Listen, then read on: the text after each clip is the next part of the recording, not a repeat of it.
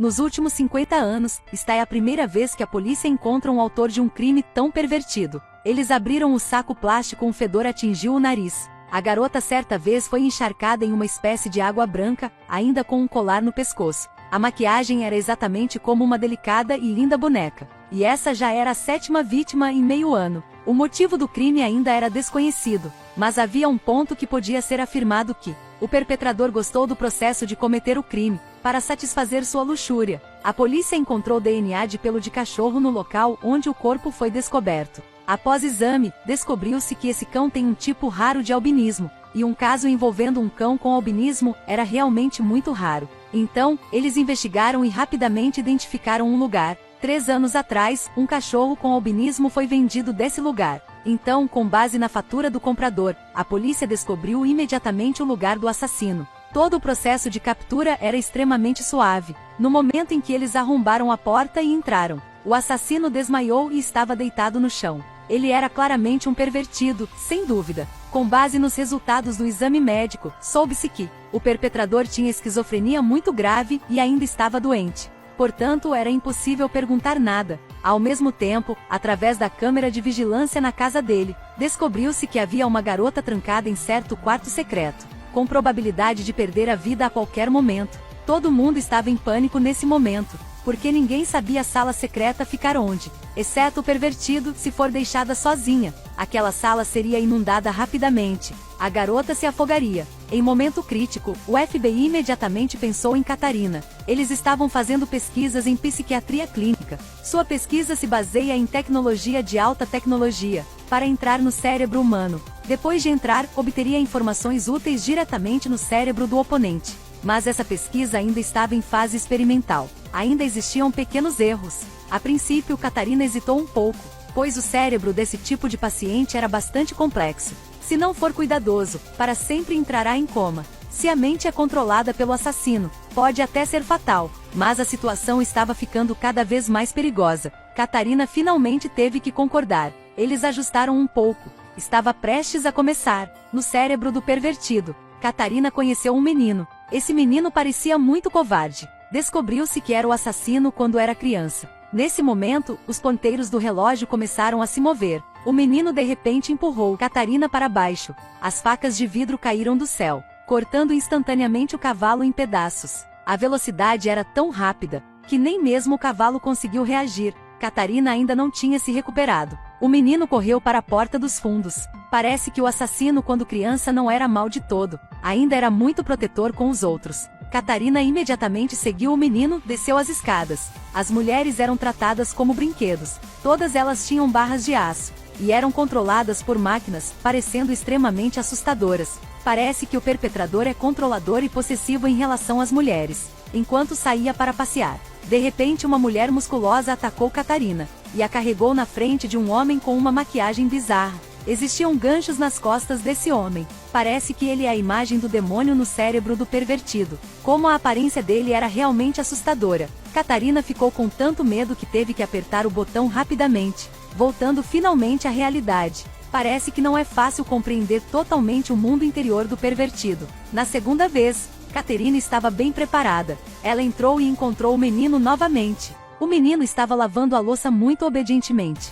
De repente, o menino quebrou acidentalmente um prato. O menino estava extremamente assustado, e rapidamente empurrou Catarina para dentro do armário. Caterine passou pela fenda e viu o menino sendo repreendido pelo pai. Mas ainda sem terminar, o pai puxou o cinto, seguido por um grito lamentável. Ao presenciar essa cena, Caterine não pôde deixar de sentir pena do menino. Em outra cena, ela atingiu a adolescência dele. Caterine tentou conversar, para ajudar a aliviar sua dor, mas não funcionou. Ele não só não podia perguntar o paradeiro da garota, como também mudou da forma de uma pessoa comum para uma forma demoníaca, preparando-se para matar Catarina. Não muito depois, os pesquisadores perderam o contato com ela. Ela disse antes que esse estudo ainda tinha muitos problemas. Se os pesquisadores tentarem controlar o item em andamento, isso fará com que o cérebro dela seja severamente atacado. Ao mesmo tempo, se depois que Catarina entrasse no cérebro de outra pessoa, ela perdesse o contato com o mundo exterior, ela estaria para sempre aprisionada em um mundo ilusório, sem como retornar à realidade, vendo ela ainda inconsciente. Todos ficaram extremamente preocupados. No momento crítico, eles tiveram que deixar o ator principal, Peter, agir. Eles continuam a preparar conexões cerebrais. O processo de conexão foi iniciado. No mundo do pervertido, Peter encontrou um ponto importante. Em um palácio magnífico, Peter encontrou Catarina, mas ela se recusou a ir com ele, e começou a seduzi-lo. Descobriu-se que ela acreditava no mundo no cérebro do pervertido, então ela estava imersa em seu mundo, e se tornou uma rainha. Ao mesmo tempo, ela também atraiu intencionalmente a atenção de Peter, permitindo que o pervertido atacasse Peter por trás. Então o pervertido usou todos os tipos de truques para torturar Peter. Num momento crítico da vida, Peter gritou um lembrete à heroína. O seu irmão morreu num acidente de carro. Descobriu-se que, quando Catarina foi para a faculdade, seu irmão mais novo sofreu um acidente de carro e morreu. Então seu irmão era sua dor. Mencionar seu irmão a fez perceber que era sua vida real. Catarina recuperou a consciência e pegou sua arma, apunhalando o pervertido ferido. Ao mesmo tempo, os dois voltaram ao seu estado normal. Nesse momento, o assassino da infância apareceu novamente. O ataque devia ter despertado um lado inocente dele. Peter aprendeu uma pista importante para descobrir o paradeiro da garota. Ele arrastou Catarina para fora desse lugar, mas ela ainda queria ajudar o menino, mas acabou sendo arrastada de volta ao mundo real por Peter. Peter, depois de conhecer as pistas, foi rapidamente salvar a garota, e Catarina ignorou as objeções dos outros, e decidiu tentar novamente. Ela deixou o assassino entrar em seu cérebro, então usou seu amor para domesticá-lo. No mundo dela, o menino dizia tudo em seu coração. Acontece que a causa desses atos violentos foi porque, quando ele era criança, ele salvou um pássaro. O menino sabia que se seu pai soubesse, o pássaro seria morto. Então ele tomou a iniciativa de afogá-lo. Para ele, isso era libertação.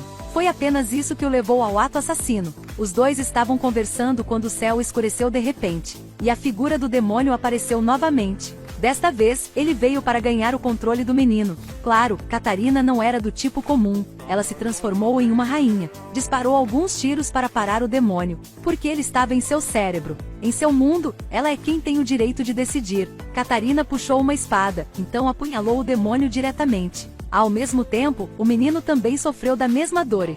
Ela não teve coragem de ver o menino sofrer daquele jeito. Então ela decidiu afogar o menino para que ele pudesse viver para sempre em um mundo cheio de amor. Assim, o pervertido na realidade morreu assim. No final, a garota presa pelo pervertido foi salva a tempo. O filme termina aqui. Mas, esse assassino também é muito lamentável. O abuso na infância o levou a sofrer de esquizofrenia. Espero que essa tragédia não aconteça na vida real, porque toda criança tem direito a uma infância feliz e saudável.